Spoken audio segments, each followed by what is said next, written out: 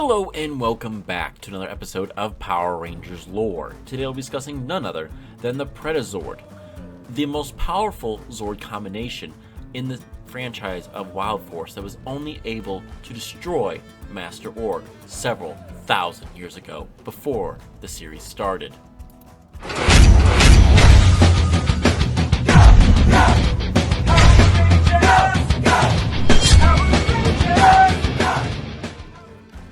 This video is brought on by a subscriber like you guys who has gone in here and requested this video.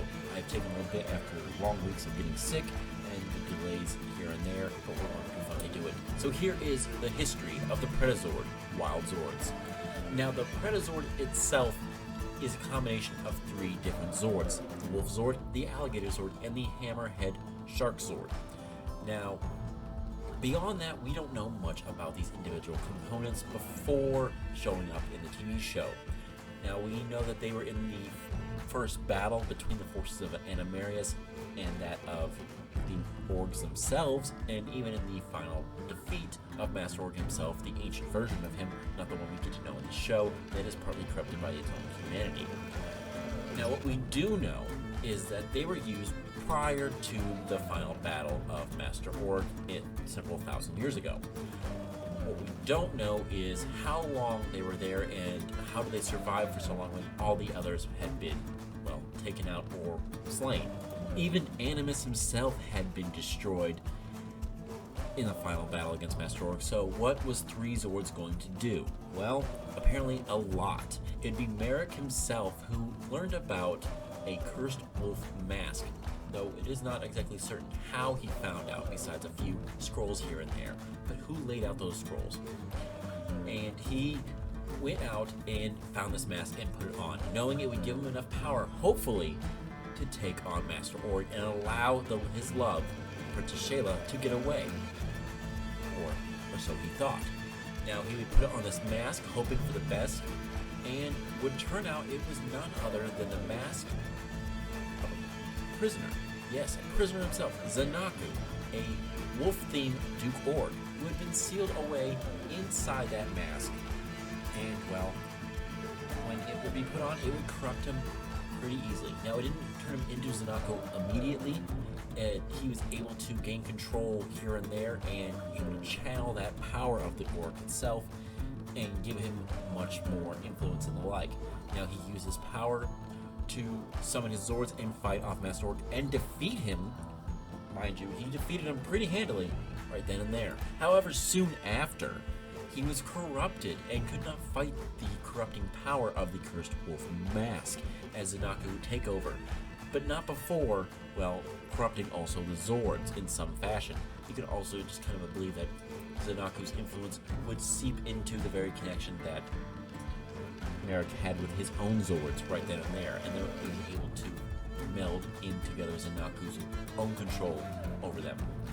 After this, the Rangers, well, the Ancient Warriors, then the Power Rangers at the time, would seal him away forever and ever, or so it was thought. That would also be the loss of the Wolf Zord, Alligator Zord, and the Hammerhead Zord. All three of the major predators of their area. When Zanaku is freed in the modern day, well, things get a little more interesting. He is a different Org than all the others. He seems to have a heart of sorts and doesn't really care about fighting the Rangers too much, nor does he care about his fellow Org at times. Though he does seem to have some kinship with them, he also doesn't really understand what his purpose is, and he has no memory of being Merrick at the time, nor does he even have a memory of what happened all those years ago before he had been sealed away. Zanaku is in full control, and when he is put to a fight, he comes swinging hard and fast. And when the Rangers summon their Zords, well, he has his own dark Wild Zords, the corrupted versions of the Wolf Zord, the Alligator Zord, and the Hammerhead Shark Zord, which combine together into the Predazord itself, the ultimate predator, the apex predator on the field, putting a harsh reality for that of the Red Lion Zord. Now, eventually, they would all come together and be able to purify and save Merrick from Zanaku eventually over time, but it would take several different acts and fights that would eventually do this. Now, they were able to break free the connection and purify the Zords. After this, they were able to work as a team and assist the other Zords here and there throughout the battles. Now, it would be under the new guidance of the Lunar Wolf Ranger, or Merrick himself back in the modern day, but now as a fully fledged Power Ranger. However, unlike the rest of the team, who is very teamwork heavy, he is more of a lone wolf, each of kind of representing each of his Zords in their ways. None of them really work together per se, except for like alligators hunt by themselves. Hammerhead sharks are known to hunt by themselves, but usually can hunt in packs at times, along with wolves. But also remember, they can also be greedy, selfish, and their own omega wolves, which are basically their own standoffish, self-reliant wolves themselves, as well as hammerhead sharks can be. However, when they combine together, they have a new formation. They no longer have a horn on its head, born from Zanaku's influence of his being his orc self, and more of a purified light form. Now, eventually, over time, they would have many different components and the like, and would save the Rangers on different occasions. However, in the last battle against the new Master Org, who had risen up and possessed fully the human half of his new host, they would join many other Wild Zords along with Animus and be completely destroyed, but were later revived and joined forces with all other Wild Zords to rise up and slay him, defeating Master Org the threat once and for all, or so it is believed. Now, when it was under Zanaku's influence, the Predazord was able to steal other Zords and capture 4 of the auxiliary Zords, except for a few. Now, the one he stole pretty close in the beginning was the Draft Sword, replacing the Hammerhead Shark Sword with an arm that became known as the... blanked out there. The Predazord Spear Mode. Then he would eventually take over the Black and White Polar Bear Zords and would become the Predazord Double Knuckle Mode, basically going on and swinging fast and hard. Before it was that, it was simply had its Gator side, its Wolf side, and its Hammerhead side. Now, when it was its alligator self, it had a staff called the Gator Staff, made mostly of its tail and the like. Now, it also had a crescent blade sitting on the top of the alligator Wild Zord's head. It was a boomerang attack called Crescent Boomerang, also known as Zanaku's instant kill attack most of the time. He also had a finisher move called the Predator Wave that involved the mouth of the alligator opening up and blasting enemies with a stream of white light, similar to that of a Mega Roar of the Wild Force Megazord, but with a dark electrical energy that is vastly unseen at that time.